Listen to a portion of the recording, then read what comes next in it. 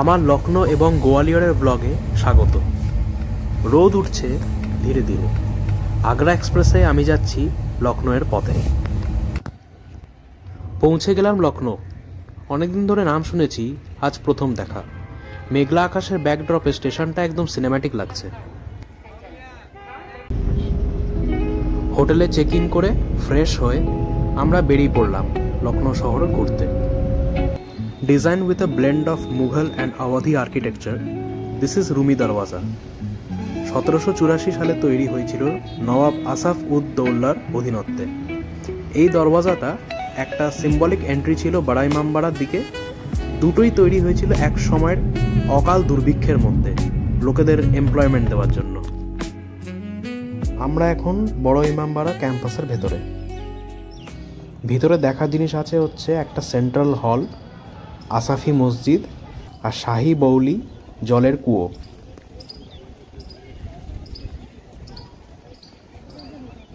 এই সামনে সেন্ট্রাল হল বিশ্বের সবচেয়ে বড় হল, যার কোনো সাপোর্টিং পিলার বা বিম নেই।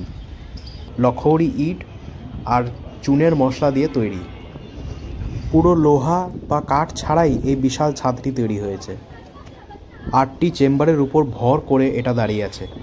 18শো শতাব্দীর এটা এক অসাধারণ নমুনা।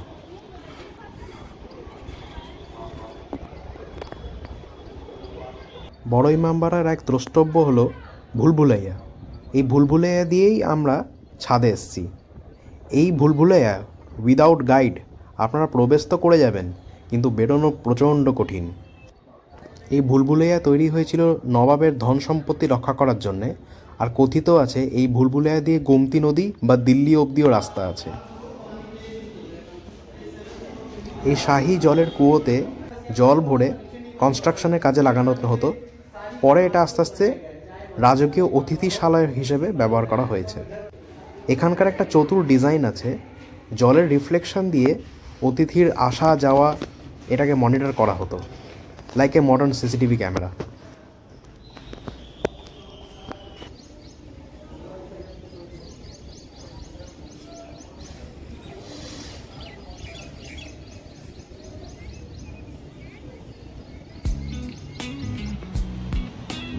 লাল বেলে পাথর আর লখৌরি ইট দিয়ে তৈরি এই ক্লক টাওয়ার।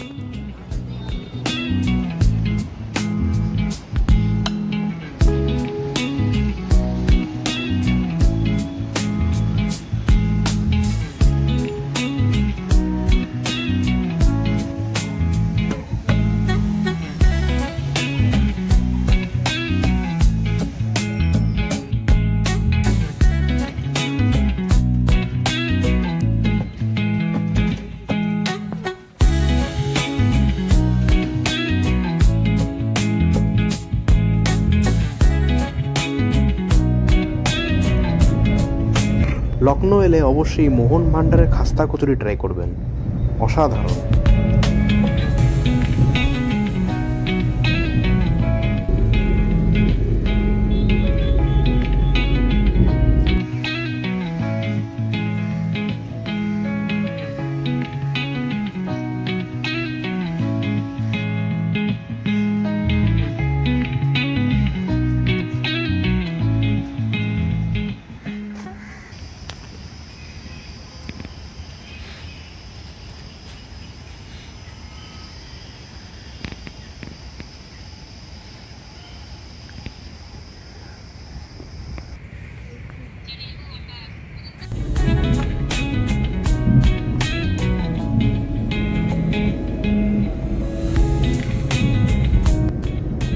আমরা ওল্ড লখনৌ ছেড়ে এবার নিউ লখনৌর দিকে চলে এসেছি। আমরা এখন যাচ্ছি আম্বেদকর পার্ক আর গোমতী নদীর ধারে একটা আরেকটি সুন্দর পার্কের দিকে।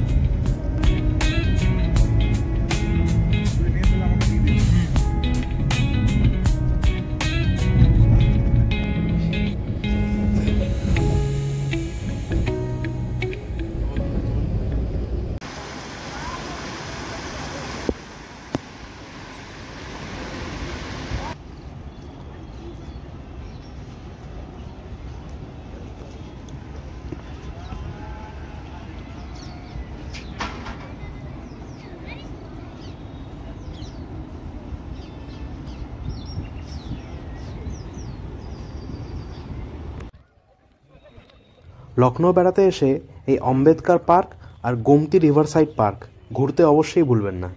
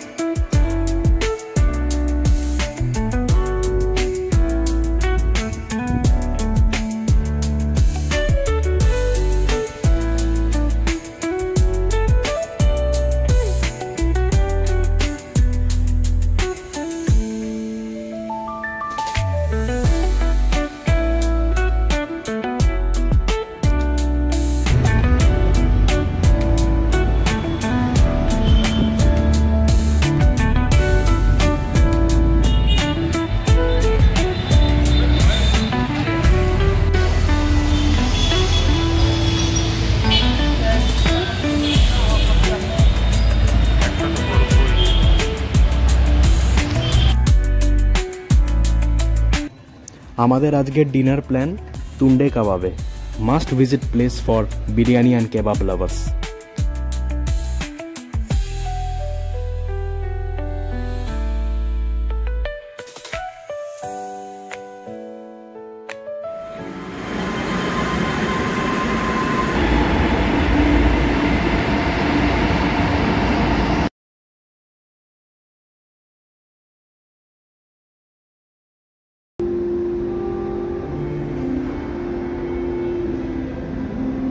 আমি এমন টাইমে ভিডিও নেই।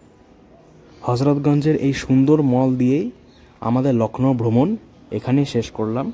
এর পরের পর্বে আসছে গোয়ালিয়র ভ্রমণ।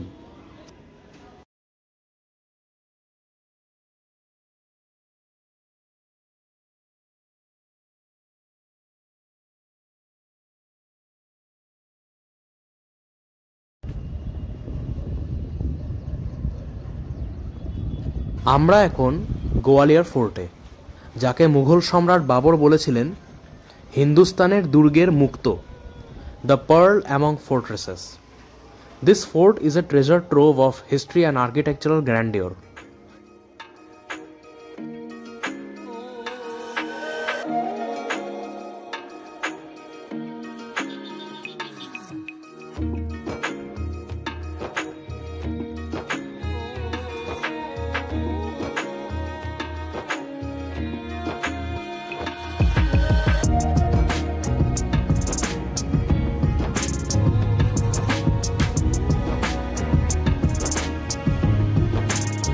এই বিশাল দুর্গটি 6th সেঞ্চুরি থেকে কোপাচাল পাহাড়ে দাঁড়িয়ে আছে। 3 স্কোয়ার কিলোমিটার জুড়ে ছড়ানো এই দুর্গ রয়েছে রাজপুত, মুঘল আর জৈন স্থাপত্যের অপূর্ব মিশ্রণ। এই দুর্গটি তৈরি হয়েছে ভিন্দা বেলে পাথর আর চুনা পাথর দিয়ে। ওপর থেকে এই হলো গোয়ালিয়র শহরের ভিউ।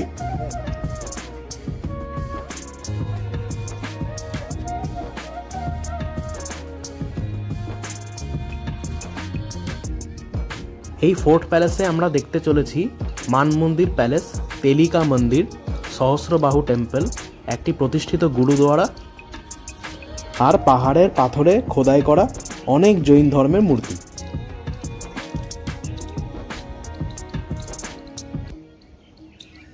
এখন আমরা মান মন্দির প্যালেসে। 1500 শতকে রাজা মান সিং তোমার এটি তার রানীদের জন্য তৈরি করেছিলেন। দেখুন এই নীল হলুদ টাইলের কাজ, হাঁস আর কলা গাছের নকশা। 4 তলা এই প্রাসাদের 2 তলা ভূগর্ভে, আর জালি কাজের জানলাগুলো রানীদের জন্য তৈরি হয়েছিল। বেলে পাথরের দেওয়ালে খোদাই করা নকশাগুলো দেখে মনে হয় যেন শিল্পের জাদু। এখানে সন্ধ্যায় লাইট অ্যান্ড সাউন্ড শো হয়, যেখানে মান সিং আর রানী মৃগনয়নীর প্রেমের গল্প শোনানো হয়।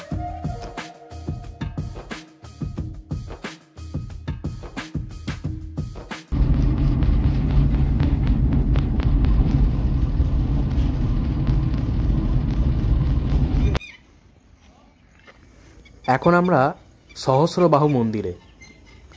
1100 শতকে তৈরি এই লাল বেলে পাথরের মন্দির দুটি বিষ্ণু আর শিবকে উৎসর্গ করা।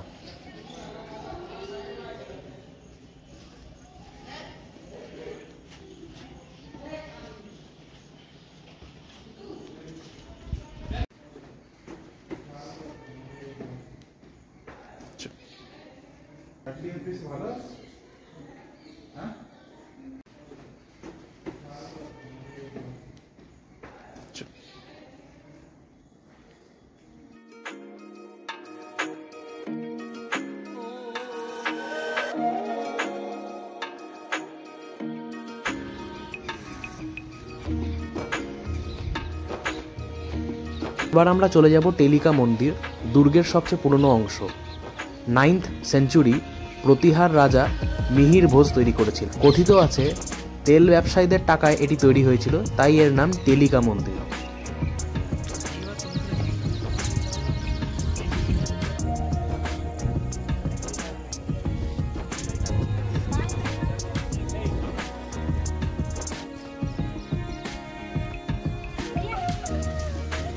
এখানকার এক প্রতিষ্ঠিত গুরুদুয়ারা দেখে আমরা এবার ফোর্ট থেকে আমরা সমতলে নামব। আমরা এখন গোয়ালিয়র ফোর্টের বিখ্যাত জৈন মূর্তিগুলোর সামনে আছি। এই গোপাচল পাহাড়ের বেলে পাথরে খোদাই করা 6 ইঞ্চ থেকে 57 ফুট পর্যন্ত প্রায় 1500টি জৈন তীর্থঙ্করে মূর্তি আছে। 14 to 16 সেঞ্চুরির মধ্যে তোমার রাজাদের আমলে এই মূর্তিগুলি তৈরি হয়েছিল।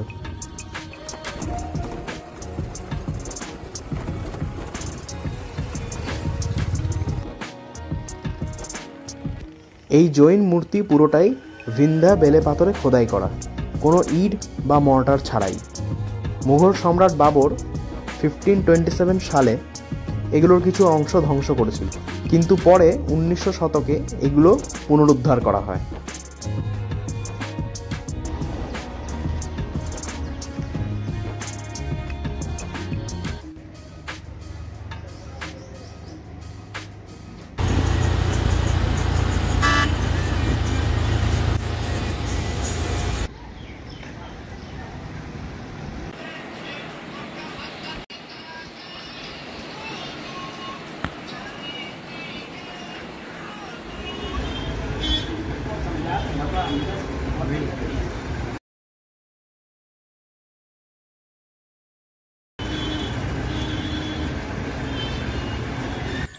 আমি এখন দাঁড়িয়ে আছি ভারতীয় শাস্ত্রীয় সঙ্গীতের জীবন্ত কিংবদন্তি মিঞ্চা তানসেনের সমাধির সামনে। তিনি ছিলেন আকবরের দরবারের নবরত্নের একজন। ইতিহাস এখানে শুধু লেখা হয়নি, গাওয়া হয়েছে।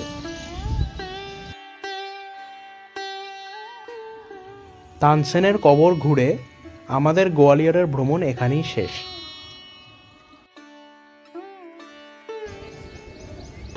লখনৌয়ের নবাবী তেহজিব পেরিয়ে এলাম গোয়ালিয়রের কঠিন পাথরের দুর্গে। এক সফর, দুই শহর একসাথে বোনা গল্পে আমরা চললাম। দেখা হবে আবার নতুন ব্লগে।